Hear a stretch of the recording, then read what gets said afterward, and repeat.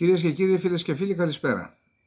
Απόψε είναι 5 Δεκεμβρίου του 2023, εορτή του Σάββατου Υγειασμένου, του εκμουταλάσκης της Καπαδοκίας ορμωμένου, μια σημαντική προσωπικότητα της Ορθοδοξίας. Δέχθηκα εκατοντάδες, μπορεί και χιλιάδες μηνύματα για τις γιορτές. Σας ευχαριστώ όλους, εύχομαι σε όλους τους Σαββάδες και τις Σαββατούλες. Έχουμε και τέτοιες Σαββατού, βάζανε στην Πάφρα του Πόντου Σαββατού χρόνια πολλά. Χρόνια πολλά στους Νικολάους και στις Νικολίνες για αύριο, που έχουμε τέτοιους εκατοντάδες χιλιάδες στην Ελλάδα. Είδα με χαρά ότι πολλοί από αυτούς που μου ευχήθηκαν, δεν είπαν χρόνια πολλά, είπαν ή να χαίρεσαι το όνομά σου, που ήταν μια ευχή που την είχαμε και εδώ στην Ελλάδα, αλλά να ζεις και με το όνομα σου, λέγαμε στον Πόντο. Και εδώ θα το αναφέρω αυτό, γιατί ορισμένοι, τι να κάνουμε, εντάξει, δεν λέω, μπορεί κάποιοι να έχουν τις ευαισθησίες τους. Ορισμένοι όταν λέμε για την Ορθοδοξία λες και αφηνιάζονται. Η Ορθοδοξία μας κατέστρεψε. Εντάξει, δεν χρειάζεται τώρα να τα λέμε αυτά. Ένα πράγμα θα σας πω.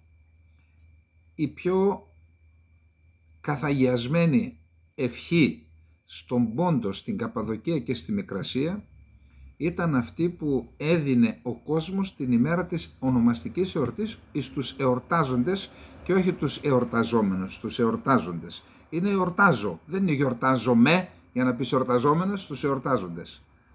Έκανα προχθές ένα λάθος, είπα το αυτάρκες. Το αυτάρκες είναι το σωστό από ό,τι μου γράψατε, δεν πρόλαβα να το δω. Το δέχομαι και αυτό. Άρα, ποια ευχή έκαναν, δεν λέγαν χρόνια πολλά στον Πόντο, στην Καπαδοκία, στη Μικρασία. Έλεγαν να ζεις με το όνομα μας. Γιατί? Να μην χάσεις το όνομά σου και από Σάββας, Γιώργος, Νίκος, Γιάννης γίνεις Μουσταφάς, Αχμέτ, Μεμέτ κτλ. Γιατί?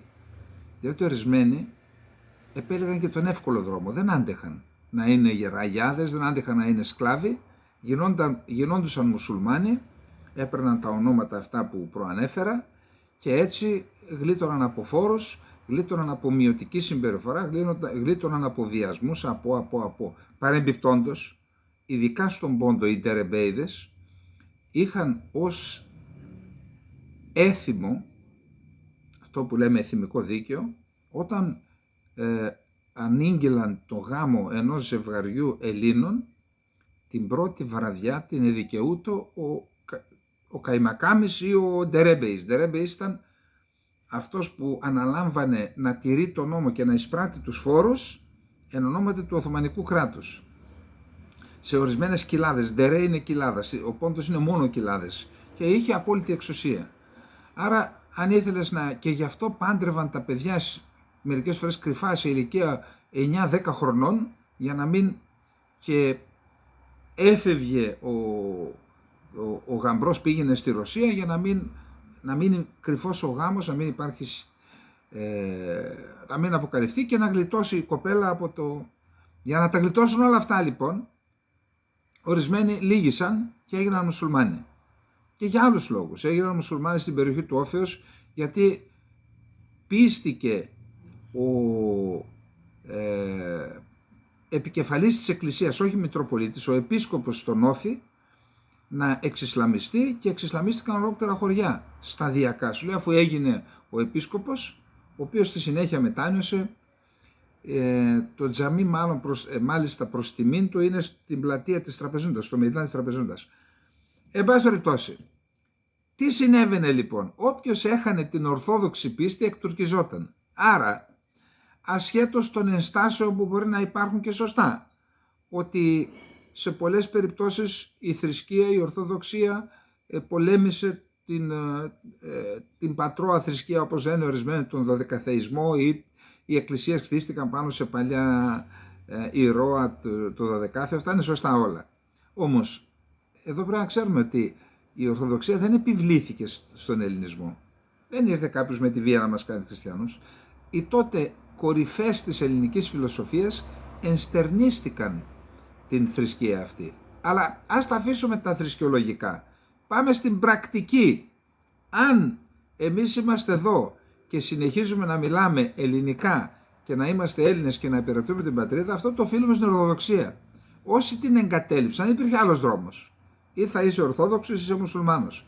Όσοι δεν υπήρχε τρίτος δρόμος. Όσοι την εγκατέλειψαν λοιπόν, εκτός αυτού, δεν ξέρω τι έγινε παλιά. Πάντως υπήρχαν φωτισμένοι Μητροπολίτες. Αν δείτε την βιβλιοθήκη της Αργυρουπόλεως του Πόντου, τα 9 δέκατα των βιβλίων είναι η αρχαία ελληνική γραμματεία. Και τα παιδιά, προσέξτε, Όμηρος, Πλάτων, αρχαία ελληνικά ονόματα. Δεν ήταν δηλαδή ελληνομάχοι οι κληρικοί, για τον Πόντο μιλάω. Ίσα ίσα ήταν ελληνομαθείς, ήταν οι άνθρωποι που διατήρησαν τη γλώσσα, τη γραφή, την ανάγνωση. Ξέρετε τι μου λέει η γιαγιά μου? Ο παπάς ήξερε γνώση και, ανάγνωση και γραφή, και όποτε είχαν προβλήματα και χριστιανοί και μουσουλμάνοι, στον παπά πήγαιναν για να τους τα λύσει, όχι μόνο να διαβάσει. Αυτοί διατήρησαν τη γλώσσα με τα κρυφά σχολιά. Εν πάση περιπτώσει, να ζεις με το όνομα μας, η πιο ιερή ευχή, να μην αλλάξεις το όνομά σου και να μην αλλαξοπιστήσεις, διότι αν αλλαξοπιστήσεις θα χάσεις και τον εθνισμό σου. Αυτά λοιπόν, ευχαριστώ όλους όσους μου ευχήθηκαν, ιδιαίτερα με αυτή την ευχή. Δεν κινδυνεύουμε εμείς φυσικά να χάσουμε, αλλά μου θυμίζουν τα της πατρίδας και αυτό είναι σημαντικό για μένα. Πάμε στα εισαγωγικά μας. Το πρώτο από τα εισαγωγικά, υπάρχει ένας ευρωβουλευτής της ΕΔΕΚ. Υπάρχει ένας ευρωβουλευτής Έλληνας της Κύπρου, ονόματι Δημήτρης Παπαδάκης. Είναι από την ΕΔΕΚ. Με τεμποδίων γίνεται, έκλεισα τώρα τα πάντα τα τηλέφωνα, δεν μας ξαναενοχλήσουν. Λοιπόν, υπάρχει λοιπόν ένας Έλληνας της Κύπρου ευρωβουλευτής, ο Δημήτρης Παπαδάκης από την ΕΔΕΚ. Τώρα νομίζω ότι έχει κάποια προβλήματα με το κόμμα του, δεν έχει σημασία. Έκανε μια παρέμβαση στο Ευρωκοινοβούλιο και στην Κομισιόν, παρακαλώ. Για ποιον ξέρετε? Για τον Κενάν Αγιάς, για τον Κούρδο αγωνιστή. Θα διαβάσουμε την παρέμβασή του και μετά θα κάνω και σχόλιο γι' αυτό.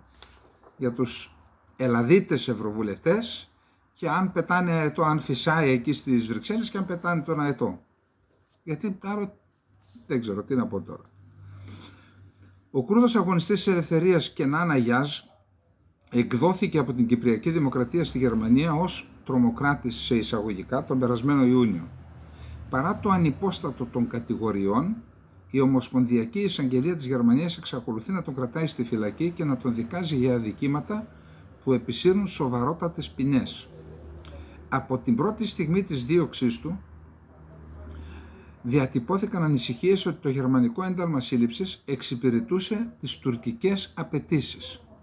Αυτό ενισχύεται από τις δηλώσεις του Τούρκου Προέδρου Ερντογάν, ο οποίος κατά την επίσκεψή του στο Βερολίνο πριν από μερικές εβδομάδες, επένεσε τη γερμανική δικαιοσύνη για τη σύλληψη, κράτηση και ποινική δίωξη του Κούρδου αγωνιστή, τον οποίο χαρακτήρισε εκ νέου σε εισαγωγικά τρομοκράτη.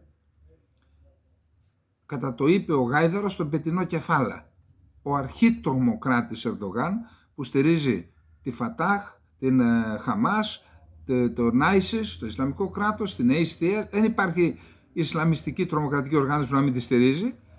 Χαρακτηρίζει έναν αγωνιστή της ελευθερίας τρομοκράτη. Ο Κενάν Αγιάς, κατά τα τελευταία 10 χρόνια που ζούσε στην Κύπρο υπό καθεστώς προστασίας, δραστηριοποιήθηκε με πολιτικά μέσα τόσο σε τοπικό όσο και σε ευρωπαϊκό και διεθνές επίπεδο, υπερασπιζόμενος το δίκαιο αίτημα του κουρδικού λαού για αυτοδιάθεση.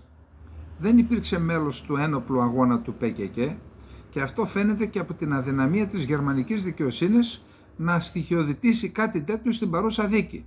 Έχουν στοιχεία.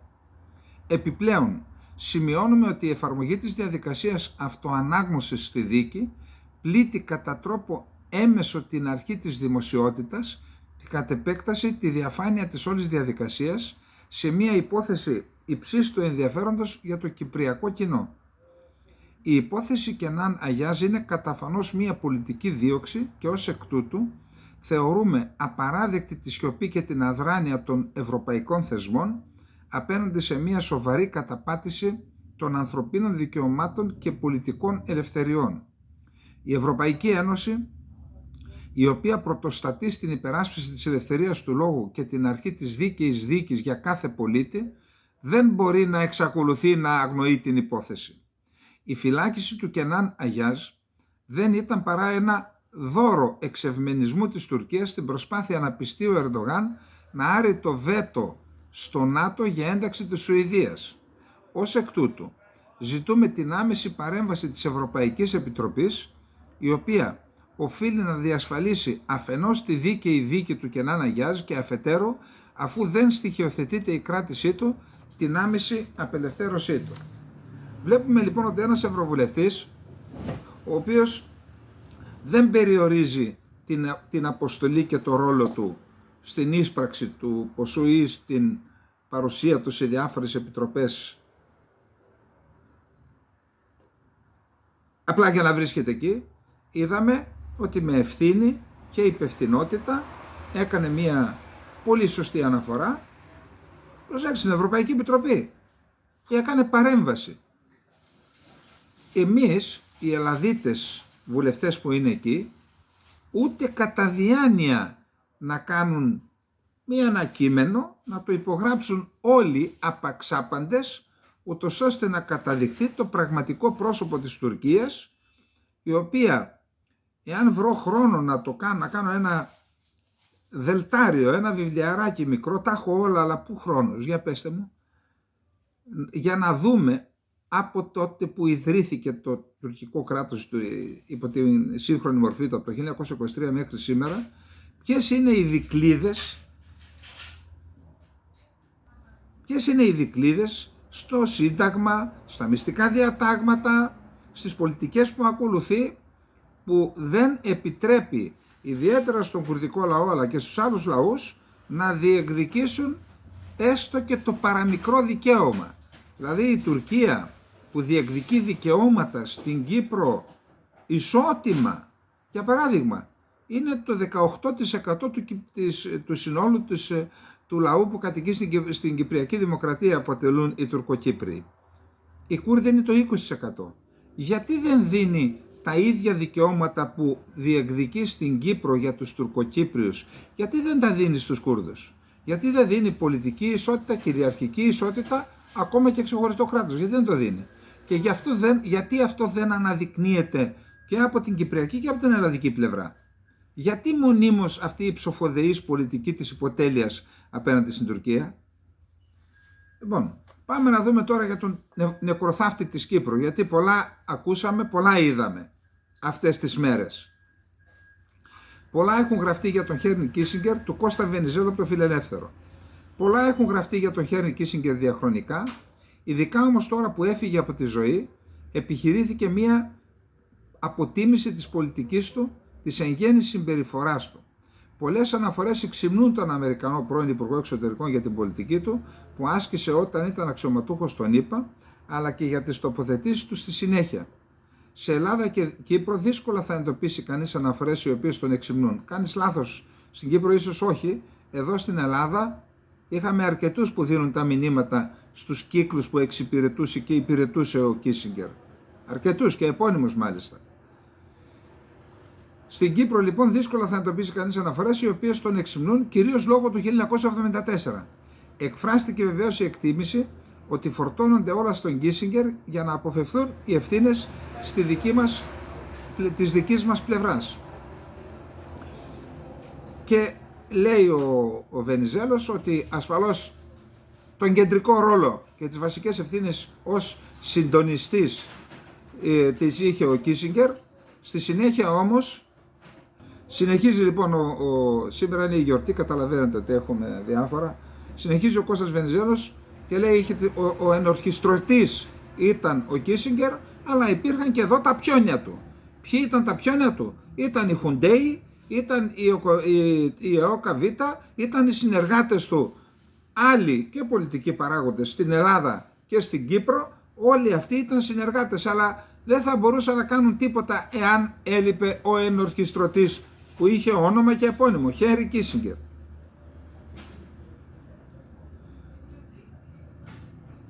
Ένας Αμερικανός αναλυτής με προσβάσεις στο State Department, ο Τζακ Άντερσον, είχε περιγράψει την αμερικανική στάση στη διάρκεια της εισβολής. Σε άρθρο του που αναδημοσίευσε στις 11 Αυγούστου του 1974 η εφημερίδα Ακρόπολη των Αθηνών, σημείωνε ότι αντιθέτως με το τι πιστεύει η διεθνής κοινή γνώμη, ότι δηλαδή ο Υπουργός Εξωτερικών Χένρι Κίσινγκερ ρύθμισε την κατάπαυση του πυρός στην Κύπρο, οι υφιστάμενοι του ψιθυρίζουν ότι γενικώς έχει πολύ άσχημα χειριστεί το θέμα, οι υφιστάμενοι. Ένας ειδικός του State Department είπε καθαρά ότι η κατάσταση στην Κύπρο είναι χάλια. Τα μυστικά τηλεγραφήματα από τη Λευκοσία δείχνουν ότι οι Τούρκοι επιτίθενται στα ελληνοκυπριακά χωριά και στις πόλεις χωρίς να υπολογίζουν τη συμφωνία κατάπαυσης του πυρός. Μας έβαλαν, υποτίθεται, να υπογράψουμε συμφωνία κατάπαυσης του πυρός για να την τηρήσουμε εμείς και να μην την τηρήσουν οι Τούρκοι. Δηλαδή, εντάξει, δεν μπορεί να το σηκώσει ο νους του ανθρώπου. Τέτοια προδοσία, εδώ είχαμε κυβέρνηση πολιτικών τότε, μας πήγαν και υπέγραψαν κατάπαυση του πυρός, ερχόντουσαν οι αναφορές ότι δεν τηρούν οι Τούρκοι την κατάπαυση του πυρός. Συνεχίζονται να επιτίθονται και εμείς τηρούσαμε την κατάπαυση του πυρός. Γιατί?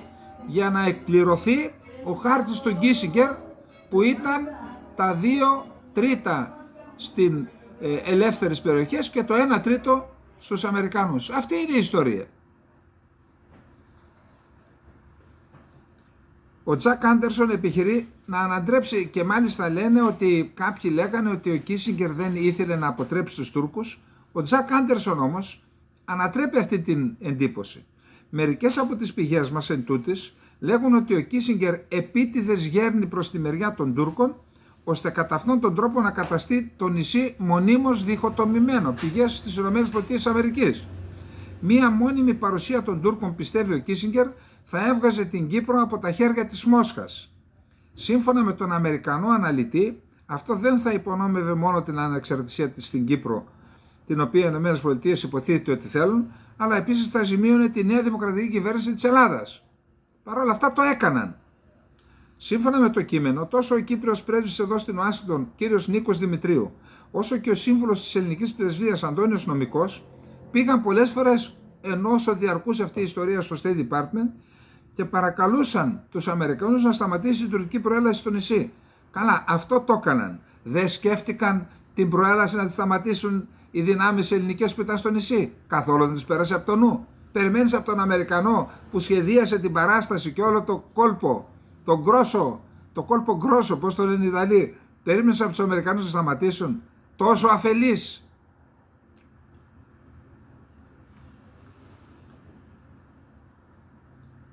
Τότε πήγε ο κύριος Δημητρίου, ήταν ο πρέσβης της Κύπρου στην Ουάσιγκτον και ο Αντώνιος Νομικός ήταν ο σύμβουλος της ελληνικής πρεσβείας.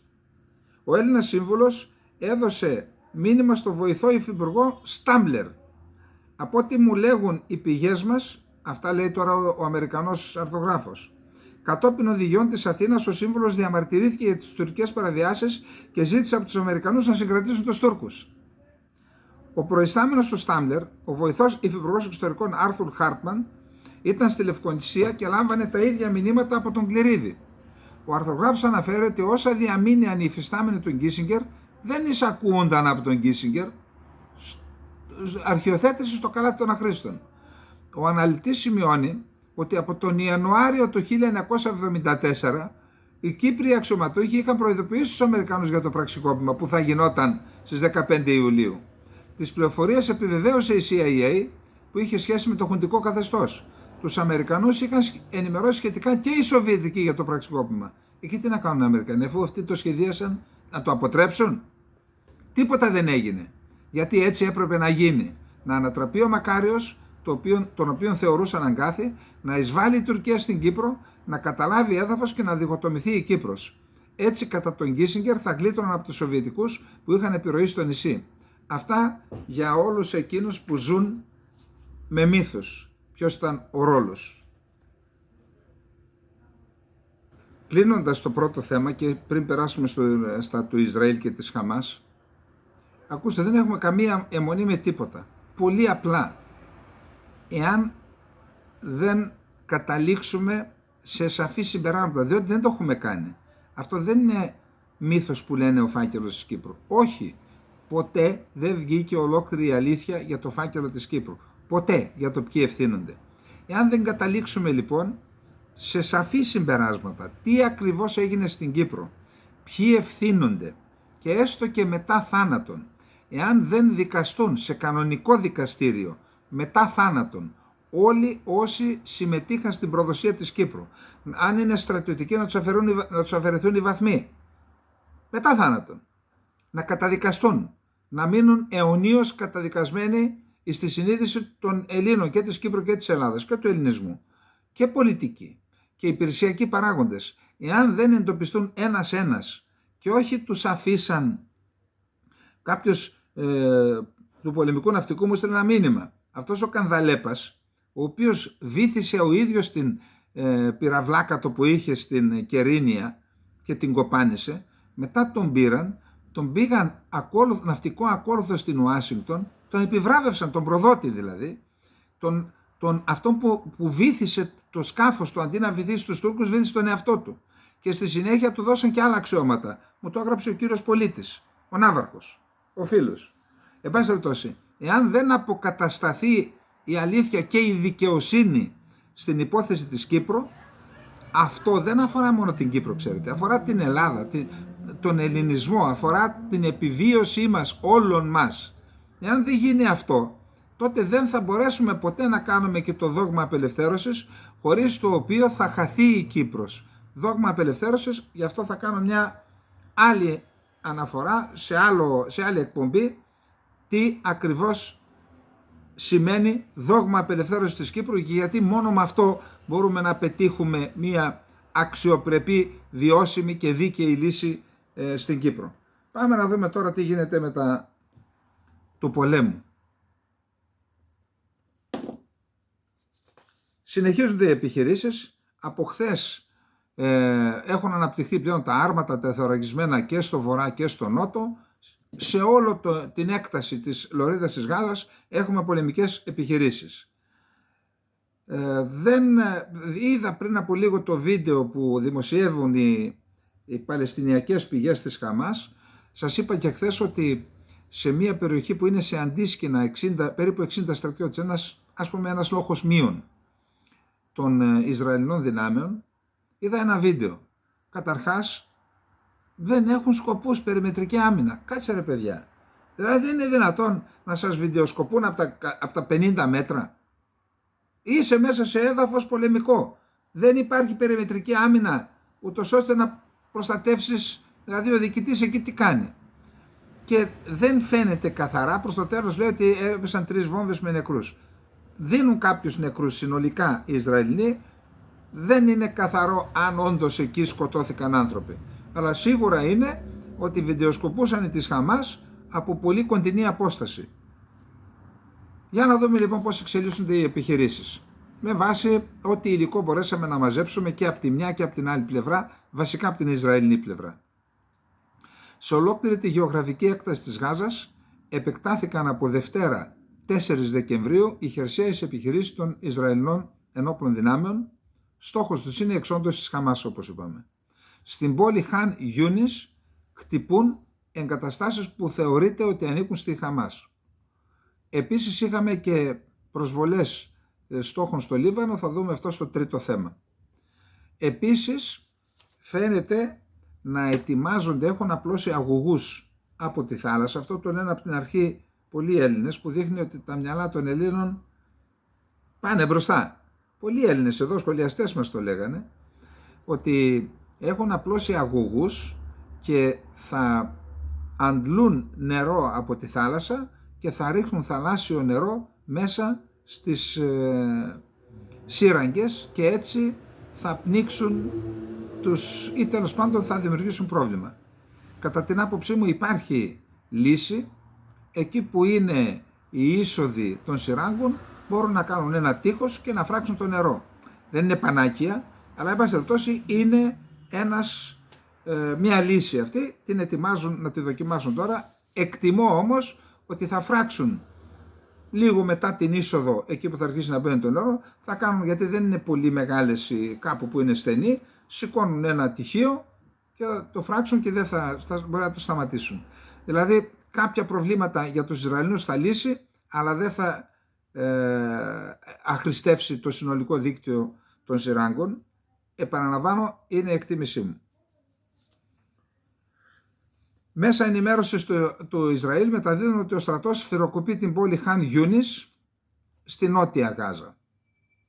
Σύμφωνα με δημοσίευμα της Times of Israel, εγκαταστάσεις που ο Ισραηλινός στρατός θεωρεί ότι ανήκουν στη Χαμάς πλήττονται με αεροπορικούς και άλλους βομβαρδισμούς στην πόλη Χαν Γιούνις.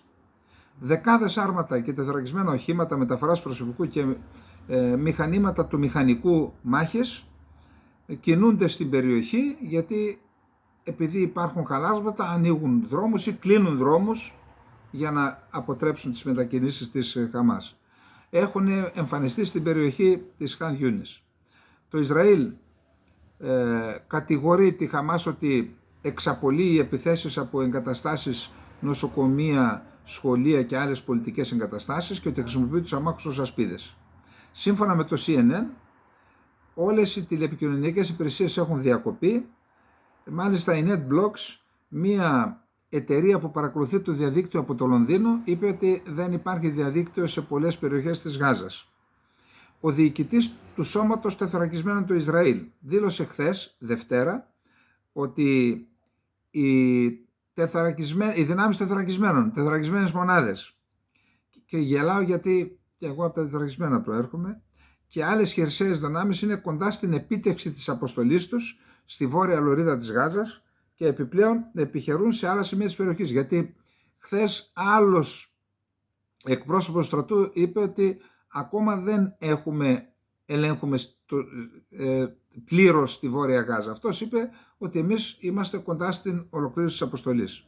Οι στόχοι στο βόρειο τμήμα έχουν σχεδόν επιτευχθεί, δήλωσε ο ταξίαρχος Χισάμ Ιμπραήμ στο ραδιόφωνο του Ισραηλινού στρατού.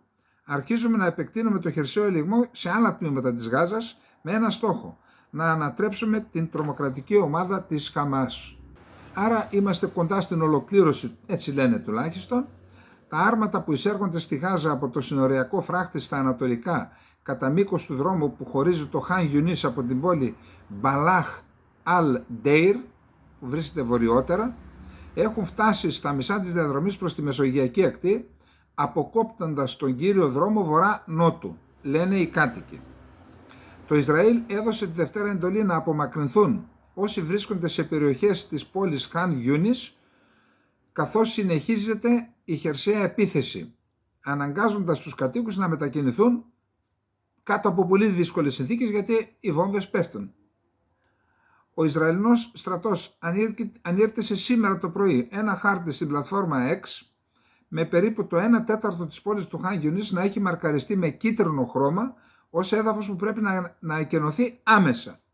3 βέλη δείχνουν προς τα νότια και τα δυτικά, προτρέποντας τον κόσμο να ακολουθήσει την βορρά του βέλους. Οι Ισραηλινές αμυντικές δυνάμεις συνεχίζουν να επεκτείνουν τη χερσαία τους επιχείρηση κατά κέντρων της Χαμάς σε όλη τη λωρίδα της Γάζας, δήλωσε ο Ντάνιελ Χαγκάρι, εκπρόσωπος του Ισραηλινού στρατού, σε δημοσιογράφους στο Τελ Αβίβ. Οι δυνάμεις έρχονται πρόσωπο με πρόσωπο με τρομοκράτες και τους σκοτώνουν. Παράλληλα, ο στρατός διένυμε οπτικό υλικό που φαίνεται στρατεύματα να περιπολούν με τεθωρακισμένα και πεζή σε χωράφια και σε κατεστραμμένες αστικές περιοχές και να πυροβολούν χωρίς να διευκρινίζεται σε ποιες περιοχές είναι αυτές οι φωτογραφίες. Ο κυβερνητικός εκπρόσωπος Ειλόν Λεβί δήλωσε ότι ο στρατός χτύπησε πάνω από 400 στόχους στη διάρκεια του Σαββατοκυριακού. Τώρα, ένα πολύ σοβαρό θέμα. Σύμφωνα με τον Guardian,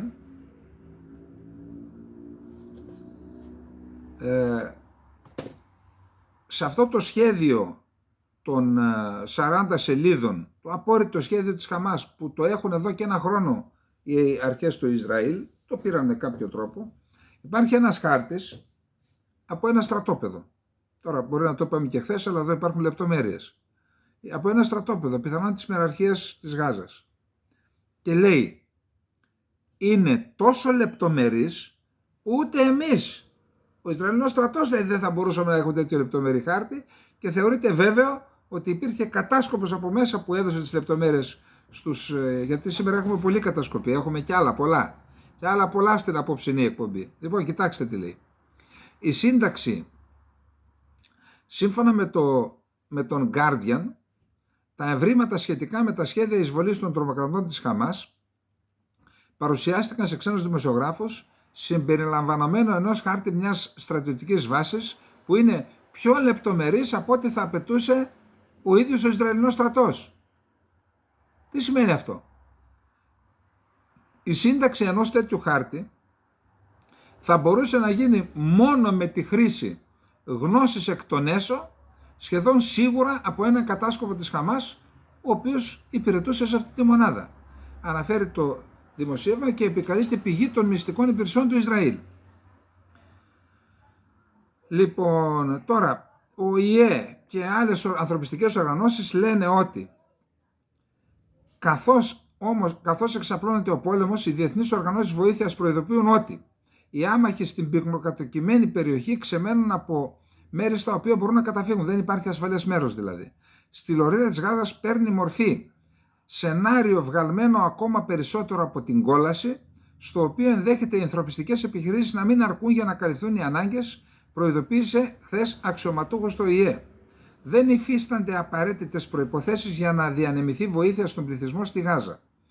Και αν είναι δυνατό αυτό, οδεύει να γίνει πραγματικότητα σενάριο ακόμα περισσότερο βγαλμένο από την κόλαση, στο οποίο οι ανθρωπιστικές επιχειρήσεις δεν θα μπορούν να ανταποκριθούν. Κανένας δεν είναι ασφαλής στη Γάζα και δεν μπορείς να πας πουθενά, επέμενε η Καναδή εκπρόσωπος του ΟΗΕ, απορρίπτοντας σε αυτές τις συνθήκες την ιδέα των ασφαλών ζωνών που αναφέρθηκε από τη ΣΥΠΑ. Δεν υπάρχουν ασφαλείς ζώνες. Οι ζώνες αυτές δεν μπορούν να είναι ούτε ασφαλείς, ούτε ανθρωπιστικές, ούτε κηρύσσονται μονομερώς. Αυτό που βλέπουμε σήμερα είναι καταφύγια που δεν έχουν θέσεις για τον κόσμο, το σύστημα υγείας να έχει γονατίσει, έλλειψη καθαρού και πόσιμου νερού, καμία αποχέτευση και ανεπάρκεια τροφίμων για ένα πληθυσμό πνευματικά και σωματικά εξουθενωμένο, εγχειριδιακή συνταγή για το ξέσπασμα επιδημιών και καταστροφή από τη σκοπιά της δημόσιας υγείας. Το περιθώριο για να υπάρξει ανθρωπιστική αντίδραση στη Γάζα συρρυκνώνεται συνεχώς. Σημειώνεται ότι η βίζα της κυρίας Hastings της Καναδής, που είναι εκπρόσωπος του ΟΗΕ, δεν θα ανανεωθεί από τις Ισραηλινές αρχές, καθώς την κατηγορούν ότι δεν είναι αμερόληπτη. 80 Ισραηλινοί στρατιώτες έχουν σκοτωθεί από την έναρξη της επίθεσης στη λωρίδα της Γάζας. Δεν μιλάμε για αυτούς που έχασαν τη ζωή τους στην επίθεση της 7ης Οκτωβρίου. Μετά από 3 εβδομάδες φοδρών βομβαρδισμών, το Ισραήλ εξαπέλυσε χερσαία επίθεση, όπως είπαμε, στις 27 Οκτωβρίου.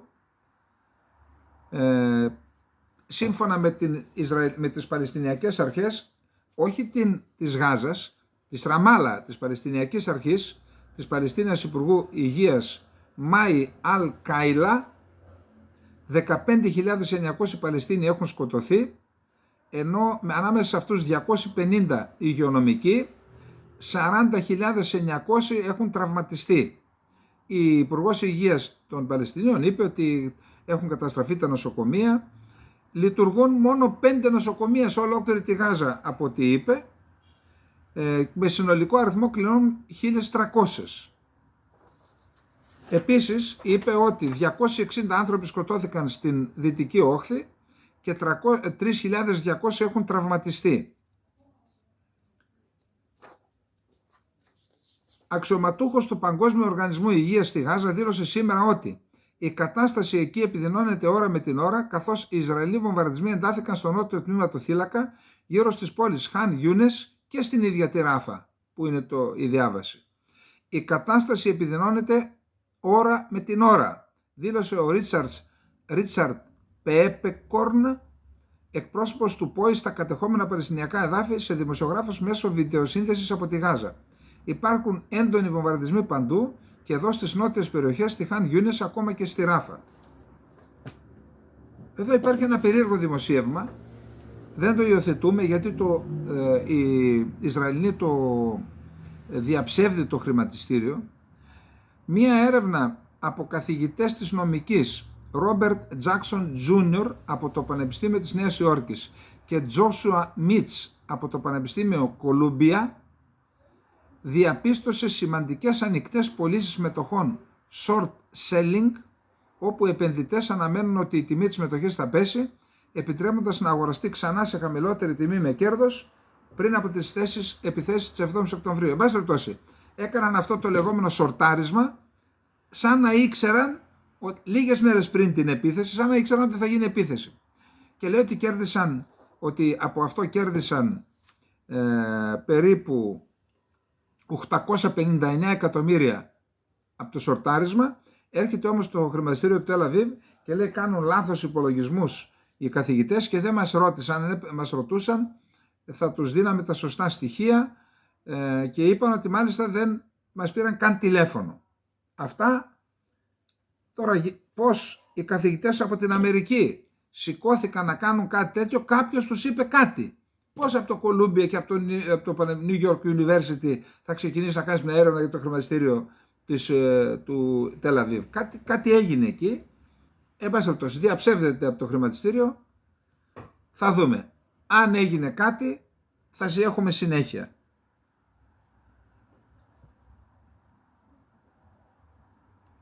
Πάμε να δούμε τώρα. Χεσμολάχ, Λίβανος, Ιράν, Ιεμένη κτλ.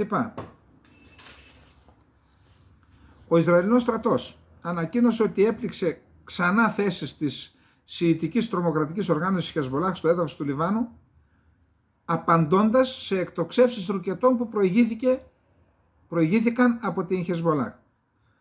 Ισραηλινά μαχητικά αεροσκάφη έπληξαν θέσεις εκτόξευσης ρουκετών, τρομοκρατικές υποδομές και στρατιωτικό κτηριακό συγκρότημα, σε αντίδραση στις εκτοξεύσεις ρουκετών από το Λίβανο εναντίον του Ισραήλ.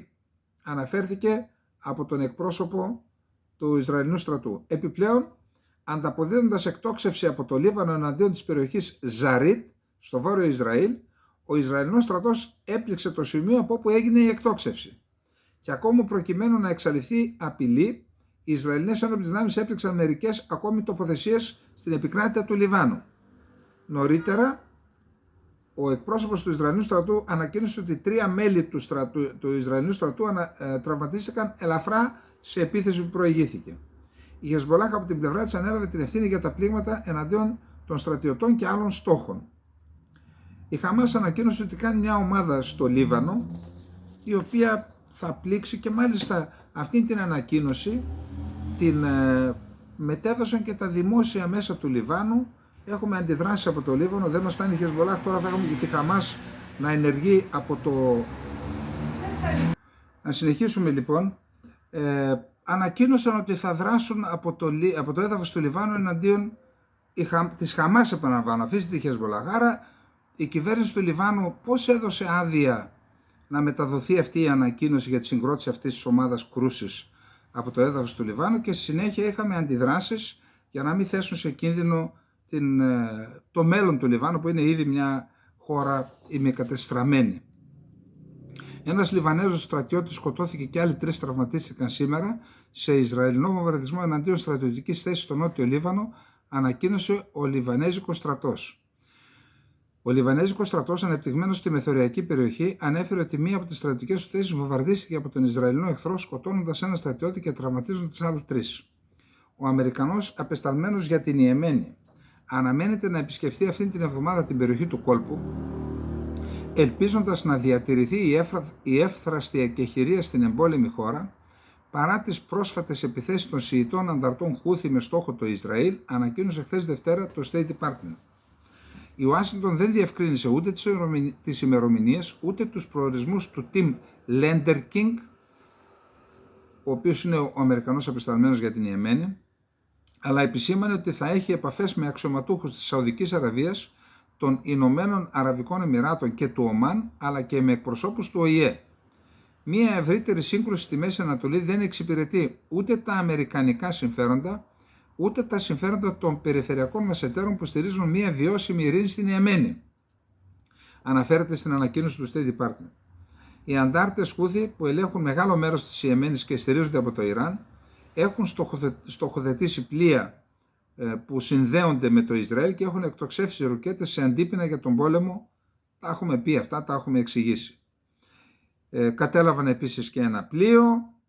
Οι προκλητικές επιθέσεις και οι επικίνδυνες επιθέσεις των ανταρτών απειλούν σχεδόν 2 χρόνια προόδου με στόχο τον τερματισμό του πολέμου στην Ιεμένη, δήλωσε στους δημοσιογράφους ο Μάθιου Μίλλερ, εκπρόσωπος του State Department. Στην Ιεμένη, που βρίσκεται σε πόλεμο εδώ και σχεδόν 1 δεκαετία και είναι θέατρο μιας από τις χειρότερες ανθρωπιστικές κρίσεις παγκοσμίως, σύμφωνα με τον ΟΗΕ, επικρατεί εύθραστη εκεχηρία από τον Απρίλιο του 2022. Να πούμε ότι στην Ιεμένη υπάρχει ίσως ή ένα από τα μεγαλύτερα ποσοστά θνησιμότητας παιδιών στην Ιεμένη. Αυτός ο πόλεμος είναι μια περιοχή που δεν έχει φυσικές πρώτες ύλες, εννοώ δικές της πρώτες ύλες, και υπάρχει πρόβλημα επισιτισμού. Παρόλα αυτά, είδατε, τους τα δίνει μάλλον το Ιράν. Είπαμε ότι είναι πολύ πιο εύκολο να προμηθεύσεις του Χούθη με οπλικά συστήματα από ότι στο Λίβανο. Στο Λίβανο είναι ελεγχόμενα και γι' αυτό έχουν και την εμπειρία του 10χρονου του εμφυλίου πολέμου και γι' αυτό είναι μια υπερδύναμη στην περιοχή η παλιά Βόρεια Ιεμένη, όσοι θυμάστε την παλιά γεωγραφία. Πάμε λοιπόν να δούμε τις αντιδράσεις για τον πόλεμο, τις διεθνείς αντιδράσεις. Κατηγορίες περί γενοκτονίας αντάλλαξαν στο Συμβούλιο Ανθρωπίνων Δικαιωμάτων του ΟΗΕ οι εκπρόσωποι του Ισραήλ και της Παλαιστίνης με φόνο τον πόλεμο στη Γάζα, την παραμονή της 75ης επετείου της Σύμβασης για την πρόληψη και καταστολή του εγκλήματος της γενοκτονίας. 75 χρόνια. Έχετε ακούσει τίποτα? Εγώ έχω και ευθύνη και εγώ. Είμαι γραμματέας στην ΕΕ Αθηνών. Δεν έπρεπε να κάνουμε ανακοινώσεις όλοι εμείς που καταγόμαστε από εκεί, μικρασιατικά, θρακικά, καπαδοκικά και ποντιακά σωματεία, και να καλούμε να ευαισθητοποιηθεί η παγκόσμια κοινή γνώμη για να αναγνωρίσει τη γενοκτονία, να ασκηθεί πίεση στην Τουρκία, ούτως ώστε να σταματήσει τις γενοκτονίες που συνεχίζει να διαπράττει? Δεν έπρεπε? Εν πάση περιπτώσει, το Ισραήλ λοιπόν κατηγόρησε τη Χαμάς και οι Παλαιστίνοι κατηγόρησαν το Ισραήλ, κατηγόρησε και το Ιράν το Ισραήλ ότι διαπράττει, ο ένας κατηγόρησε τον άλλον ότι διαπράττει γενοκτονία. Το Κατάρ που έπαιξε τον πιο κέριο ρόλο για την εκεχηρία και την ανταλλαγή των ομήρων, τώρα πιέζει προς όλες τις κατευθύνσεις για να έχουμε μόνιμη εκεχηρία, να σταματήσει μόνιμη κατάπαυση του πυρός. Και ζητάει, ο Σεΐχης Ταμίμ κάλεσε το Συμβούλιο Ασφαλείας του ΟΗΕ να υποχρεώσει το Ισραήλ να επιστρέψει στο τραπέζι των διαπραγματεύσεων σχετικά με τον πόλεμο στη Γάζα, λέγοντας ότι η αδράνεια της διεθνούς κοινότητας να σταματήσει τη σύγκρουση είναι επέσχυντη. Είναι επέσχυντο για τη διεθνή κοινότητα να επιτρέπει να συνεχίζεται αυτό το αποτρόπιο έγκλημα σχεδόν 2 μήνες, στη διάρκεια των οποίων συνεχίζεται ο συστηματικός και εσκεμμένος φόνος αθώων αμάχων, ιδιαίτερα γυναικών και αυτά γιατί γίνεται συνέδριο του Συμβουλίου Συνεργασίας του Κόλπου, Μπαχρέιν, Κουβέιτ, Ομάν, Σαουδική Αραβία, Αμιράτα και Κατάρ, και εκεί γίνονται αυτές οι δηλώσεις. Ο Ερντογάν, παρότι δεν είναι μέλος, πήγε και αυτός εκεί, στο Συμβούλιο Συνεργασίας των χωρών του Κόλπου, και είπε και αυτό στα δικά του, δηλαδή ο ίδιος που διαπράττει σήμερα που μιλάμε εθνοκάθαρση και γενοκτονία στους Κούρδους, που έκαναν μαζί με τον Αλίεφ την εθνοκάθαρση στο Αρτσάχ, που κάνει εγκλήματα πολέμου στην κατεχόμενη Κύπρο, αυτός κατηγορεί το Ισραήλ. Εγώ δεν λέω ότι αν κάποιος έχει στοιχεία να κατηγορήσει, αλλά όχι ο εγκληματίας να κατηγορεί τον άλλον εγκληματία, αν που θεωρεί εγκληματία, εντάξει. Και ζήτησε και αυτός τα δικά του.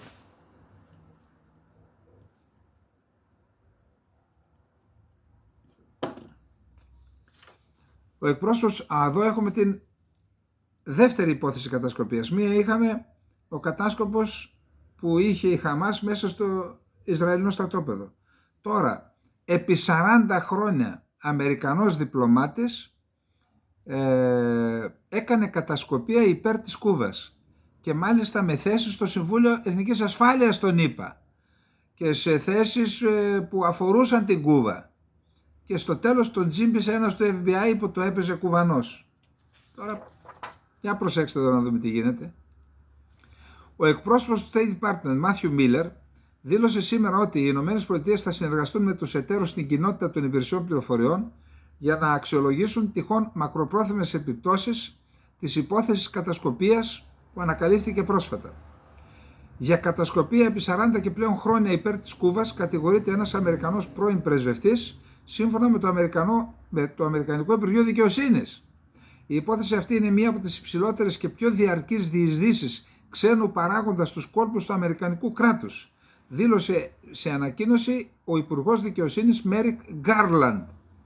Ο Βίκτορ Μανουέλ Ρότσα, όχι του Παναθηναϊκού, αυτός Χουάν Ραμόν Ρότσα ήταν. Ο Βίκτορ Μανουέλ Ρότσα λοιπόν, 73 ετών, ήταν πρεσβευτής στη Βολιβία από το 2000 έως το 2002 και μέλος του Συμβουλίου Εθνικής Ασφαλείας του Λευκού Οίκου από το 1994 έως το 1995. Θεωρούμε ότι επί 40 και πλέον χρόνια ο Βίκτορ Μανουέλ Ρότσα εργάστηκε ως πράκτορας του κουβανικού κράτους, δήλωσε ο Γκάρλαντ.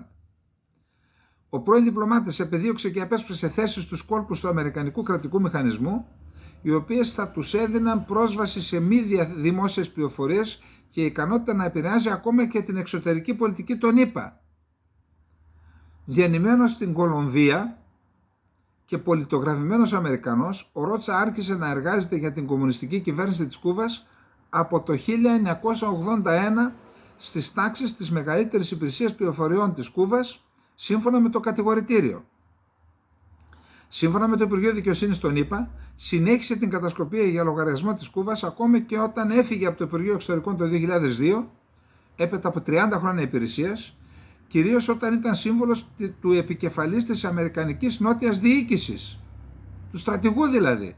Αφού έφυγε από το ΙΠΕΞ, πήγε σε αυτή τη θέση, η οποία αυτή η Νότια Διοίκηση συντονίζει τις Αμερικανικές Ένοπλες Δυνάμεις στην περιοχή, που περιλαμβάνει και την Κούβα, από το 2006 έως το 2012. Ανέφερε πάντα στις Ηνωμένες Πολιτείες ως εχθρό, όταν έκανε τις αναφορές το έλεγε ο εχθρός, η χώρα που υπηρετούσε και ορκίστηκε, και χρησιμοποίησε τη λέξη εμείς για να περιγράψει την Κούβα και τον εαυτό του. Άρα είχε πάει απέναντι κανονικά. Σε δικαστικό έγγραφο ο Ρότσα κατηγορείται ότι υποστήριξε κρυφά την Κούβα και τη μυστική αποστολή συλλογής πληροφοριών κατά της Ουάσιγκτον από το 1981. Τι γίνεται εδώ, 40 τόσα χρόνια έτσι. Ο Ρότσα παραδέχθηκε την επί δεκαετίες προσφορά του στην Κούβα σε μια σειρά από συναντήσεις το 2022 και 2023 με μυστικό πράκτορα της Αμερικανικής Ομοσπονδιακής Αστυνομίας, του FBI, ο οποίος υποδίθηκε εκπρόσωπο της Γενικής Διεύθυνσης Πληροφοριών της Κούβας. Καλά, αυτός δεν είχε χειριστεί. Πώς, δεν το καταλαβαίνω, εδώ κάτι δεν μ' αρέσει, αλλά εν πάση περιπτώσει. Ο Ρότσα συνελήφθη και αναμένεται τις επόμενες μέρες να εμφανιστεί ενώπιον του Ομοσπονδιακού Δικαστηρίου στο Μαϊάμι. Εντάξει, τώρα αυτό θα το φορτώσουν, πάει για ισόβια αυτός, έτσι. Ο εκπρόσωπος του State Department, Matthew Miller, δήλωσε σήμερα ότι οι ΗΠΑ θα συνεργαστούν με τους εταίρους στην κοινότητα υπηρεσιών πληροφοριών για να αξιολογήσουν τυχόν μακροπρόθεσμες επιπτώσεις στην εθνική ασφάλεια των ΗΠΑ. Τι να πω τώρα, τι να πω. Ορκίζεσαι κάπου, πρέπει να τιμάς τον όρκο σου. Τέλος. Ο Ζελένσκι. Λοιπόν, ακούστε, κάτι συμβαίνει εκεί πέρα. Κάτι πολύ σοβαρό συμβαίνει και οι Αμερικανοί, ο Μπάιντεν ο ίδιος πίστηκε να συμμετέχει σε ασφαλή βιντεοκλήση από το Κίεβο στο Κογκρέσο, να μιλήσει ο Ζελένσκι, να τους πει την πραγματική κατάσταση, το πόσο σοβαρά είναι τα πράγματα, για να πείσει τους γερουσιαστές, τους δημοκράτες δεν χρειάζεται, τους δημοκρατικούς, τους ρεπουμπλικάνους, να δώσουν τα λεφτά για να μην καταρρεύσει το μέτωπο. Πραγματικά είναι πολύ σοβαρή η κατάσταση. Προσέξτε τώρα. Οι Αμερικανοί δεν έχουν να δώσουν λεφτά. Είπαμε ότι το Κογκρέσο τον Οκτώβριο είχε ζητήσει ο Biden τον Οκτώβριο από το Κογκρέσο 106 δισεκατομμύρια δολάρια για την Ουκρανία κυρίως και για το Ισραήλ, τα πιο πολλά για την Ουκρανία. Εκεί τα έβαλαν οι Ρεπουμπλικάνοι. Ο επικεφαλής της πλειοψηφίας στη Γερουσία, Τσακ Σούμερ, στενός σύμμαχος του Μπάιντεν, ανακοίνωσε ότι η κυβέρνηση του Μπάιντεν κάλεσε τον Ζελένσκι να μιλήσει στους γερουσιαστές για να τους ενημερώσει ο ίδιος τι ακριβώς συμβαίνει. Λέει λοιπόν, την ίδια στιγμή θα ενημερώσουν τους γερουσιαστές και ο Όστιν και άλλοι αξιωματούχοι Αμερικανοί για την κατάσταση στο μέτωπο. Και ο Σούμερ, ο επικεφαλής πλειοψηφίας δημοκρατικός στη Γερουσία, ξεκίνησε τη διαδικασία προώθησης ενός σχεδίου έκτακτης βοήθειας στην Ουκρανία και το Ισραήλ. Η εθνική ασφάλεια, αυτά παρακαλώ προσέξτε τα, η εθνική ασφάλεια της Αμερικής διακυβεύεται σε όλον τον κόσμο με την τύχη της βοήθειας προς την Ουκρανία να κρέμεται σε μια κλωστή, είπε ο Σούμερ στην ομιλία του στη Γερουσία. Αυταρχικοί ηγέτες, δικτάτορες διεξάγουν πόλεμο ενάντια στη δημοκρατία, ενάντια στις αξίες μας, ενάντια στο δικό μας τρόπο ζωής. Αυτός είναι ο λόγος που η έγκριση μιας επιπρόσθετης χρηματοδότησης είναι τόσο σημαντική. Θα καθορίσει την τροχιά της δημοκρατίας για τα επόμενα χρόνια. Λοιπόν, ακούστε τι λέει εδώ. Ότι αν τελικώς νικήσει η Ρωσία στην Ουκρανία, ότι αυτό θα είναι μία ήττα στρατηγικής σημασίας στην Ουκρανία για τις ΗΠΑ και για τη Δύση. Και αυτό έχει να κάνει, το έχουμε πει, αυτοί οι οποίοι δημιούργησαν τα γεγονότα στο Μεϊντάν και τα επακολουθήσαντα μέχρι σήμερα, έπρεπε να υπολογίσουν και το χειρότερο σενάριο. Δηλαδή να φτάσουμε εδώ που φτάσαμε. Και πόσο σοβαρές επιπτώσεις θα έχει αυτό για τις ΗΠΑ και για τη Δύση γενικότερα. Και τώρα είμαστε στον κόμπο.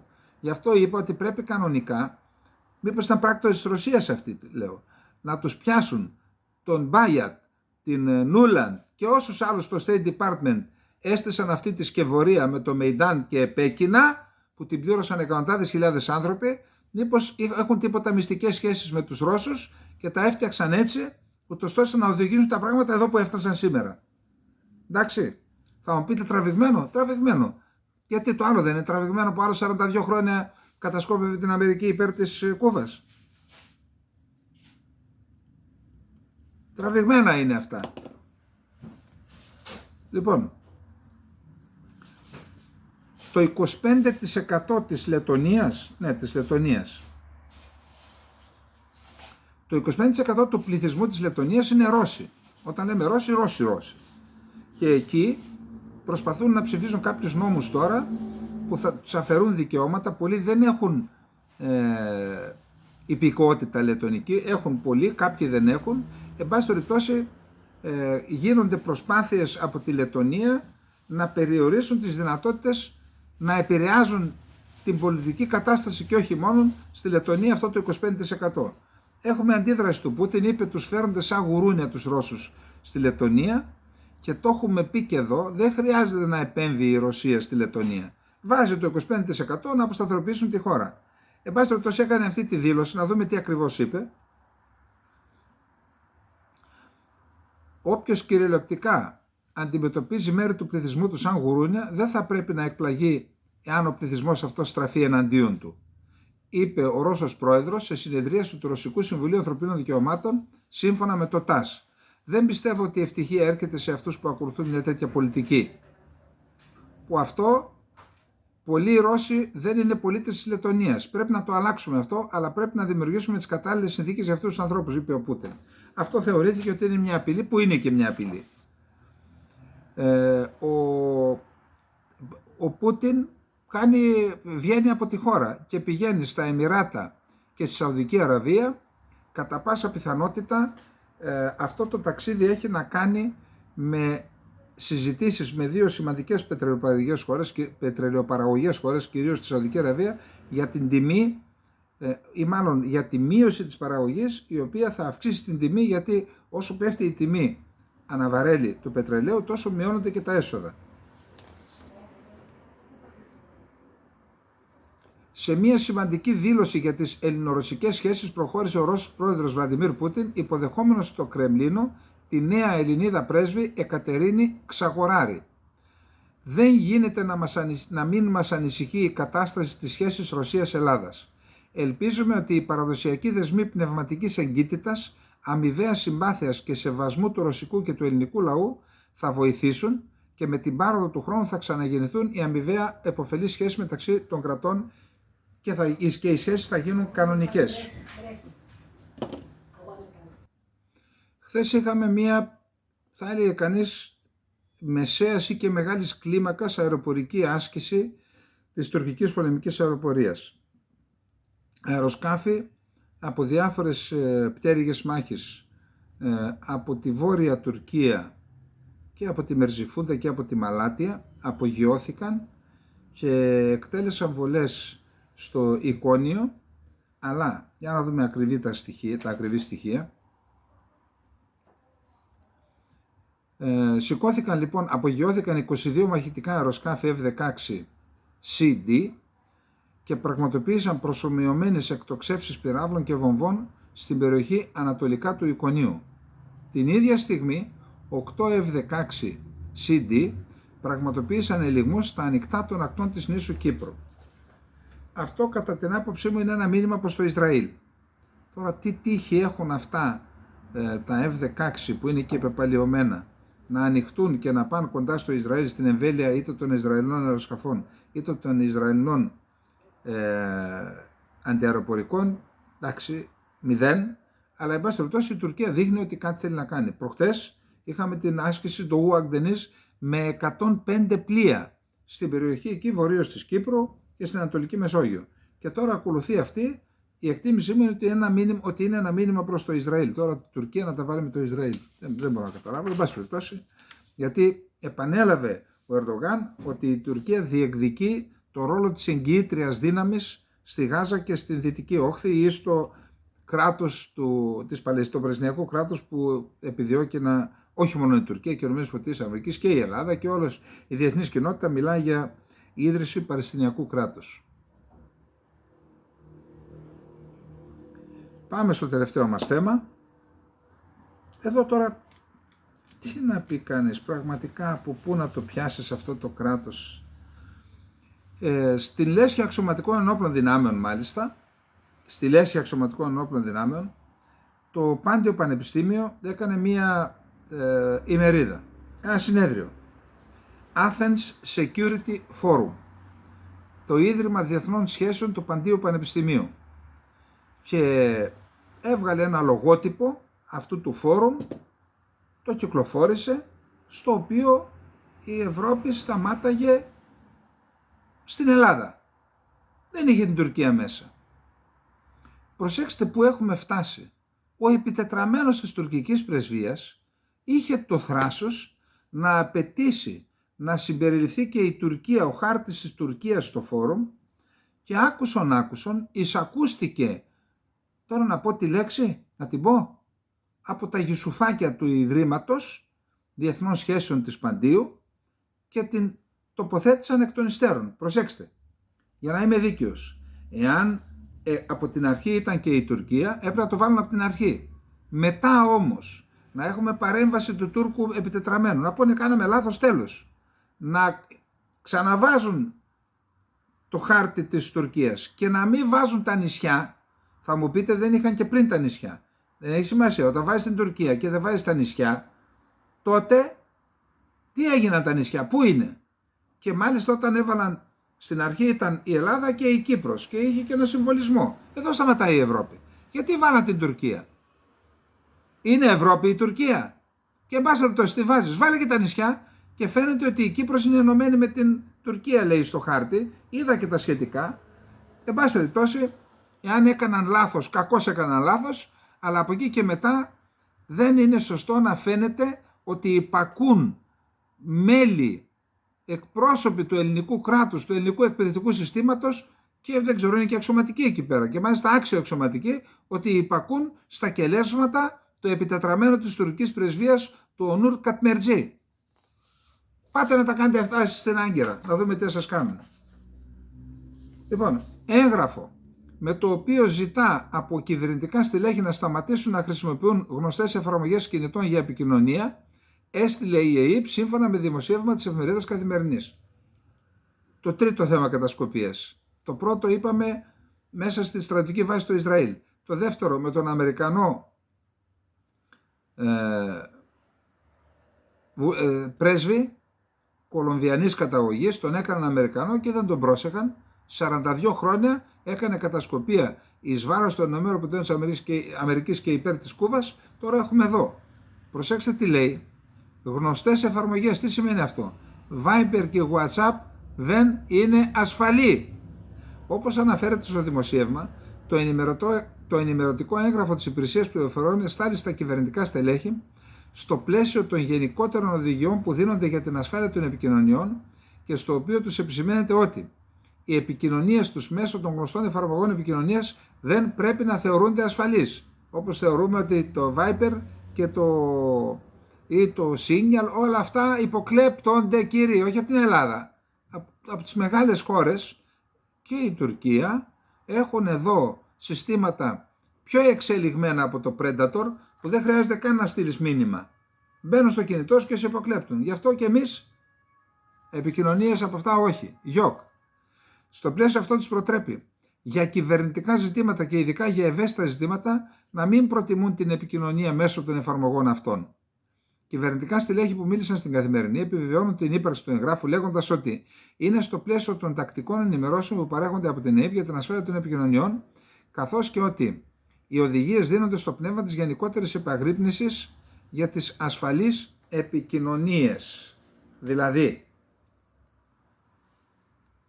κάπου έμαθε η υπηρεσία ότι κάποιες υπηρεσίες ξένες εδώ στις πρεσβείες μέσα έχουν τμήματα υποκλοπών και σου λέει άμα θέλετε να μην μαθαίνουν οι ξένοι τι λέτε, κλειδώστε το, πετάξτε τα κινητά και μόνον διαζώσεις σε ασφαλές περιβάλλον χωρίς κινητά, χωρίς ηλεκτρονικά μέσα. Αν θέλετε να μιλήσετε για θέματα εθνικής ασφάλειας. Λοιπόν, έγινε χθες, όπως είπαμε, η δίκη 4 του μηνός του Μπελέρη, εξετάστηκε η αίτησή του και την πήγαν για τις 11. Δηλαδή, 3 μέρες μετά τη Σύνοδο της Ευρωπαϊκής Ένωσης που θα κρίνει το θέμα της Αλβανίας. Με άλλα λόγια, μας χορεύει στο ταψί ο Ράμα. Και λέει εδώ ο Νίκος Μελέτης. Έχει γράψει ένα άρθρο στο Λίμπερα, λέει στο τέλος. Για τον Αλβανό Πρωθυπουργό αυτό είναι ένα power game αρχικά εναντίον των χυμαριωτών που του εναντιώνονται και επίσης και έναντι της Αθήνας, την οποία νόμιζε ότι μπορούσε να χειραγωγεί. Νόμιζε ότι μας είχε στο τσεπάκι του. Αυτή την εντύπωση τους έδωσε Μητσοτάκης και δεν διασταθείτε γιατί. Είτε με υποσχέσεις του αέρα για παραπομπή της διαφοράς για την οριοθέτηση της υφαλοκρηπίδας στη Χάγη, είτε με δεσμεύσεις στα λόγια για το σεβασμό των δικαιωμάτων της ελληνικής μειονότητας. Και θεωρούσε πιθανότητα ότι έχει πετύχει το στόχο του, ότι δηλαδή μας έβρεσε στο τσεπάκι του, όταν η Αθήνα τον προσκαλούσε ακόμα και για να παρουσιάσει τα χειροτεχνήματά του σε έκθεση του Ζάπιο Μέγαρο. Μπορεί να το πλήρωσαν κιόλας οι δικοί μας. Μας δούλευε και εμείς τον καλέσαμε εδώ και πήγε και ο Πρωθυπουργός και ο Δένδιας ως υπέξ. Όμως η υπόθεση Μπελιάρη δεν πρέπει να αποπροσανατολίσει και την ίδια την Αθήνα σε ό,τι αφορά τις ελληνοαλβανικές σχέσεις. Μην εγκλωβιζόμαστε σε αυτήν. Αυτό που σας έλεγα χθες και προχθές. Ορθά έχει τεθεί το βέτο στην έναρξη των ενταξιακών διαπραγματεύσεων της Αλβανίας, αλλά η ευρωπαϊκή πορεία της γειτονικής χώρας δεν πρέπει να συνδεθεί μόνο με το αίτημα για να δοθεί άδεια στον Μπελέρη να ορκιστεί δήμαρχος. Το άνοιγμα των ενταξιακών κεφαλαίων της Αλβανίας θα πρέπει να συνδεθεί ευθέως με την απόλυτη προστασία των δικαιωμάτων της ελληνικής εθνικής μειονότητας με συγκεκριμένους δείκτες, με την υποχρέωση της εκπλήρωσης της υπόσχεσης για σύνταξη συνυποσχετικού για παραπομπή στη Χάγη, της οριοθέτησης της υφαλοκρηπίδας και της ΑΟΣ, την υποχρέωση σχέσεων καλής γειτονίας και αποκήρυξης κάθε αλυτρωτισμού και των ιδεών περί Μεγάλης Αλβανίας. Μόνο έτσι θα μπουν σε στέρεες βάσεις οι ελληνοαλβανικές σχέσεις για να μην παραδίδονται κάθε φορά στο έλεος του εκάστοτε Αλβανού ηγέτη. Λοιπόν, ακούστε. Η Ελλάδα δεν συμπεριφέρεται ως κανονικό κράτος, θα είπαμε. Αλλιώς δεν θα μας χόρευαν στο ταψί τότε οι Σκοπιανοί και τώρα οι Αλβανοί και οι Λιβύοι και η Τουρκία ακόμα. Πρέπει να συμπεριφερθεί σαν κανονικό κράτος. Ποια είναι η πολιτική μας για την Αλβανία? Αυτά που είπε. Ανθρώπινα δικαιώματα αλλά με συγκεκριμένους όρους των Ελλήνων της Βορείου Ηπείρου, οριοθέτηση, αλυτρωτισμός. Αυτά βάλτα σε ένα χαρτί. Στείλτα στους 27 πόσοι είναι στην Ευρωπαϊκή Ένωση και πες κύριοι, η Ελλάδα θέτει αυτούς τους όρους. Να τους έχετε υπόψη σας ότι αν δεν εκπληρωθούν όχι κάποιοι από αυτούς τους όρους, όλοι οι όροι, ξεχάστε το, ό,τι πιέσεις και να κάνετε, η Ελλάδα δεν πρόκειται να συνενέσει ούτε πόντο. Όχι να περιμένουμε να ανοίξουν τα κεφάλαια. Θα μας πάρουν φαλάγγι τότε. Από τώρα ξεκαθαρίστε την κατάσταση. Και μόνον τότε θα πετύχουμε. Αλλιώς οι θολούρες της κυρίας Παπαδοπούλου θα μας οδηγήσουν σε ήττα μετά τους Σκοπιανούς, και εκεί έχει ευθύνες, γιατί υπηρέτησε και αυτή η συγκεκριμένη κυρία, θα μας οδηγήσουν σε ήττα και με την Αλβανία. Και τέλος, θα τα πούμε αυτά πιο αναλυτικά. Δεν υπάρχει πιο άθλιο να παρακολουθείς την Τουρκία να εγκαλεί την Ελλάδα για την μειονότητα τη μουσουλμανική στη Θράκη, και η Ελλάδα την ίδια στιγμή να μην θέτει το θέμα. Την ίδια στιγμή όμως, όταν έχει το θράσος η Τουρκία που έχει εξοντώσει τους Έλληνες με τις γενοκτονίες, αλλά και έχει κάνει εθνοκάθαρση τους Έλληνες της Κωνσταντινούπολης, που ήταν η αμοιβαία κοινότητα. Τους αφήσαμε εδώ τους μουσουλμάνους και άφησαν αυτοί τους χριστιανούς. Εξόντωσαν τους χριστιανούς εκεί με διάφορους τρόπους και τώρα έχουν το θράσος, αυτό που λέει ο λαός μας. Εκεί που μας χρωστάγανε, μας παίρνουν και το βόδι τώρα. Έτσι. Δηλαδή, γιατί η Ελλάδα δεν λειτουργεί ισόρροπα? Μόλις θέτει θέμα, γιατί δεν υπενθυμίσει στην Τουρκία επίσημα και σε όσους μας ακούνε στον κόσμο, ότι δεν έχεις το δικαίωμα εσύ να μιλάς για ανθρώπινα δικαιώματα που έχεις εξοντώσει και τις χριστιανικές μειονότητες, κοινότητες στην Ανατολή, αλλά και τους Έλληνες της Κωνσταντινούπολης, που υπήρχε μια αμοιβαιότητα. Βάλτε τους στο σκαμνί τους Τούρκους, το σκαμνί του κατηγορουμένου, αντί να κάθονται να ζητάνε και το λογαριασμό. Γιατί ακούω ότι ο Ερντογάν ετοιμάζεται να θέσει τέτοιο θέμα. Τι να σας πω όμως, και οι Κωνσταντινοπολίτες κοιμούνται όρθιοι. Και εμείς, είπα πριν από λίγο ότι και εμείς έχουμε ευθύνη. Κοιμούνται όρθιοι. Αντί να θέτουν τα αιτήματά τους με σθένος, πολλοί πηγαίνουν και γλύφουν και τους Τούρκους μερικές φορές εδώ. Και ξέρω τι λέω. Τους Τούρκους διπλωμάτες και τον Νταβούτογλου και τα λοιπά. Πήγαιναν και τον έγλυφαν εδώ στο Φάληρο. Λοιπόν, αυτά. Να είστε όλες και όλοι καλά, δυνατά, οι Νικολίνες και οι Νικολάδες δύναμη, οι Σαββάδες και οι Σαββατούλες, να είστε όλοι καλά και χρόνια πολλά σε όλους.